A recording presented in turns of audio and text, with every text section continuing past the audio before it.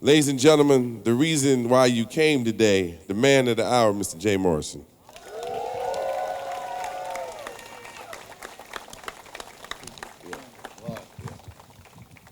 Brooklyn! This is the Corner Class Tour grand finale.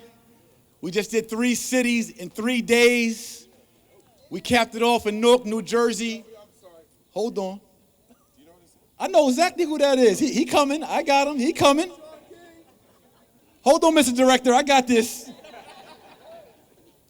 Tally, I'm going to come back for you in a second as well. We capped this tour off in Newark, New Jersey with the Honorable Mayor Ras Baraka on South 10th Street in Newark, New Jersey and Springfield Ave, literally on the corner on which I left the drug game.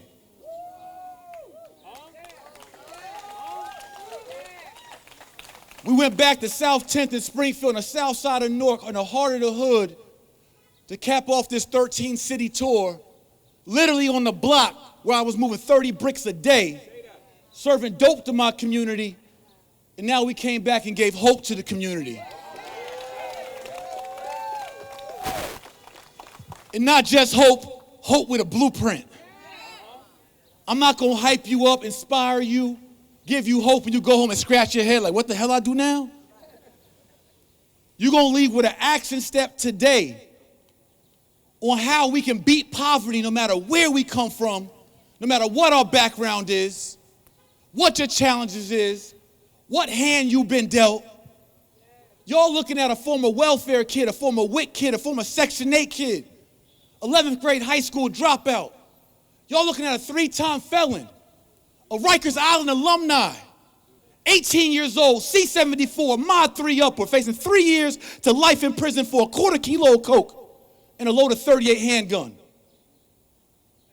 Did a year upstate on a 1 to 3, cutting down trees for 13 cents a day in upstate New York at 18 years old. But jail didn't reform me. All jail was criminal school. All we did is trade secrets and connects. I came home from prison, King, got right back at it with a new connect and with new game. A year later, caught a drug trafficking charge in Cumberland, Maryland, facing 15 years in prison.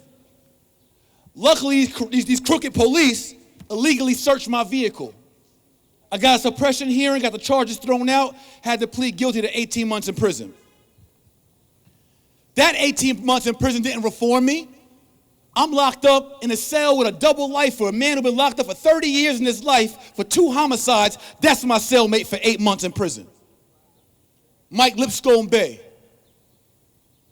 Got extradited to New Jersey for a secret indictment, came home from New Jersey on an intense supervision parole program in the year 2002.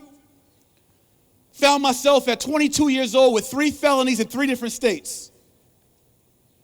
Found myself out on bail in Maryland, on parole in New York, out on bail in New Jersey, and still trapping. Get rich or die trying in real life. Penitentiary chances in real life. Graduated the parole program. Got introduced to mortgages and real estate and finances while on parole. 22-year-old Jay was at a men's group on Saturday mornings. I had a 6 o'clock curfew. I had a monthly budget I had to keep. I had weekly mentoring meetings I had to go to on this program called ISP, Intense Supervision Parole. My parole officer was like RoboCop. He pop up on you 2 in the morning, 3 in the morning at your window. I was so sick of parole, my bright idea at 22 years old was, you know what? I'm about to turn myself in, go back to prison, finish my time, fuck that parole. I'm gonna go back to jail and finish my time, come home with no papers. I tell this grand idea to my mentorship group, and Pastor Antoine Thomas, a 37-year-old pastor in Plainfield, New Jersey, said, all right, Jay, I get it. You want to go back. You want to finish your time. You hate parole. My wife's a processor at a mortgage company. Her name's Lashida Thomas. Here's her business card. Go interview and try a job as a loan officer. You're pretty clean cut. You're pretty well spoken. You know how to hustle. Try this new hustle. Put my best khakis on, my little button-up shirt. Went to the mortgage company. They hired me on an all-commission job as a loan officer, a loan originator. Taught me how to fill out a loan application, what a mortgage was, what a FICO score was, how credit worked, how financing worked. My Aunt Karen gave me a shot, let me refinance her house. I made a $2,600 check. My grandmother gave me a shot, let me refinance her house, made a $3,300 check. I said, damn, I made $6,000 for pushing papers? This shit cool. Then my mom, while I was home from prison, my mom said, man, I want to get a house. I need $3,000 down. I said, Mom, look in my closet in a Timberland box. Gave my mom 3 racks. She bought a $100,000 house at 3% down. In 3 years, that same house went up in value $100,000. This is my real life. While I'm on parole, right? So I'm in the mortgage company. I graduate the ISP program. Soon I graduate, I go right back to the trap. My mom's now in foreclosure. She got a tax lien on the property and in foreclosure because my stepfather, rest in peace, was suffering from a 20-year heroin addiction. So all the money he brought into the house went right back into the streets to my colleagues. So I'm riding around in a brand new red Lincoln Navigator I bought here in Queens, cash off the lot, in real life. But I'm saying, how I'm riding around in a brand new cashed out car, my mom in foreclosure, that's some corny shit. So I sold my V, downgraded vehicles, paid my mom's foreclosure and tax lien off. She said, man, when I sell, I'm gonna take care of you. I said, Mom, you got it, don't worry about it. My mom sold the house. We made 90-something thousand as a family, first 90,000. We ain't renovated, we ain't do nothing to the house. I trapped out the house. But we owned it. We lived in it. Cashed out 90,000 just by living there for 3 years.